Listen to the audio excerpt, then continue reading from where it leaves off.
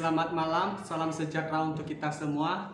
Perkenalkan, nama saya Syukur Setia Zai, NIM 1930 20 20 40 21. Nah, pada kesempatan kali ini saya akan menjelaskan mengenai kalimat efektif.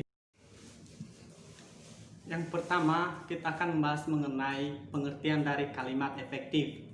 Kalimat efektif ialah kalimat yang memiliki kemampuan untuk menimbulkan kembali gagasan-gagasan pada pikiran pendengar atau pembaca, seperti gagasan yang ada pada pikiran pembaca atau penulis. Kalimat dikatakan efektif apabila berhasil menyampaikan pesan, gagasan, perasaan, maupun pemberitahuan sesuai dengan maksud si pembaca atau penulis. Yang kedua, mengenai ciri-ciri kalimat efektif. Adapun beberapa ciri-ciri kalimat efektif. Yang pertama, memiliki unsur penting atau pokok, minimal unsur SP. Yang kedua, taat terhadap tata aturan ejaan yang berlaku. Yang ketiga, menggunakan diksi yang tepat. Yang keempat, menggunakan kesepadanan antara struktur bahasa dan jalan pikiran yang logis dan sistematis. Yang kelima, menggunakan kesejajaran bentuk bahasa yang dipakai. Yang keenam, melakukan penekanan ide pokok. Yang ketujuh, mengacu pada kehematan penggunaan kata. Dan yang terakhir, menggunakan variasi struktur kalimat. Yang ketiga, penggunaan kalimat efektif. Kalimat efektif biasanya digunakan pada tulisan ilmiah seperti makalah, skripsi, tesis, disertasi, laporan penelitian, dan sebagainya. Yang kedua, kalimat efektif berbeda dengan kalimat yang dipakai oleh para sastrawan atau wartawan. Yang keempat, syarat-syarat kalimat efektif. Yang pertama, kelogisan, yaitu kalimat pasif dan aktif harus jelas. Yang kedua, pengantar kalimat dan predikat harus jelas. Yang ketiga, induk kalimat dan anak kalimat harus jelas. Yang keempat, subjek tidak ganda. Dan yang terakhir, predikat tidak didahului kata. Bagian B, keparalelan. Predikat kalimat majemuk setara rapatan harus paralel. Artinya, jika kata kerja, harus kata kerja semuanya. Jika kata benda, harus kata benda semuanya. Bagian C, ketegasan.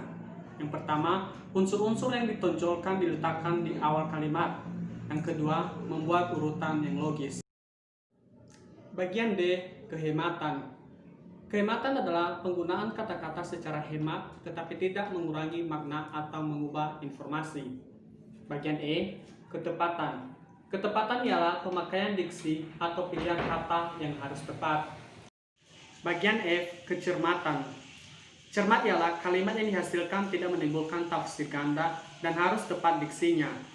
Prinsip kecermatan berarti cermat dan tepat menggunakan diksi. Agar tercapai kecermatan dan ketepatan diksi, harus memperhatikan pernyataan-pernyataan berikut ini. Bagian G, kepaduan. Kepaduan ialah informasi yang disampaikan itu tidak terpecah-pecah. Bagian H, kesejajaran. Kesejajaran ialah penggunaan bentuk-bentuk yang sama pada kata-kata yang paralel. Bagian I, keharmonisan. Keharmonisan kalimat artinya setiap kalimat yang kita buat harus harmonis antara pola berpikir dan struktur bahasa. Yang kelima, penerapan kalimat efektif. Adapun beberapa cara penerapan kalimat efektif. Yang pertama, kalimat efektif dan penerapan EYD atau ejaan yang disempurnakan. Ejaan yang disempurnakan merupakan kaidah yang berisi aturan atau tata tulis bahasa Indonesia yang harus diikuti dalam menulis, kecuali ada pertimbangan khusus seperti masalah khusus, nama diri pribadi, atau keilmuan. Bagian B, kalimat efektif dan pilihan kata. Yang pertama, diksi adalah pemilihan dan penempatan kata ketika seseorang sedang berbahasa. Yang kedua, kata-kata yang digunakan dalam tulisan dipilih untuk menyampaikan informasi. Yang ketiga, kata bersinonim ialah kata yang bentuknya berbeda namun maknanya serupa. Yang keempat, dalam membangun kalimat efektif harus digunakan kata yang tepat. Bagian C, kalimat efektif dan kesepadanan serta kesatuan. Yang pertama, kalimat yang lengkap dapat terdiri atas unsur-unsur kalimat yang meliputi subjek, predikat, objek, keterangan, dan pelengkap. Yang kedua, kesepadanan ialah hubungan timbal balik antara subjek dan predikat. antara predikat dan objek, serta dengan keterangan atau pelengkap. Yang ketiga, kesatuan ialah bahwa setiap kalimat harus mengandung satu ide pokok atau kesatuan pikiran. Bagian D, kalimat efektif dan kesejajaran bentuk. Yang pertama, yang dimaksud kesejajaran di dalam penyusunan kalimat efektif ialah penggunaan bentuk-bentuk bahasa yang sama atau konstruksi bahasa yang sama dan dipakai dalam susunan serial.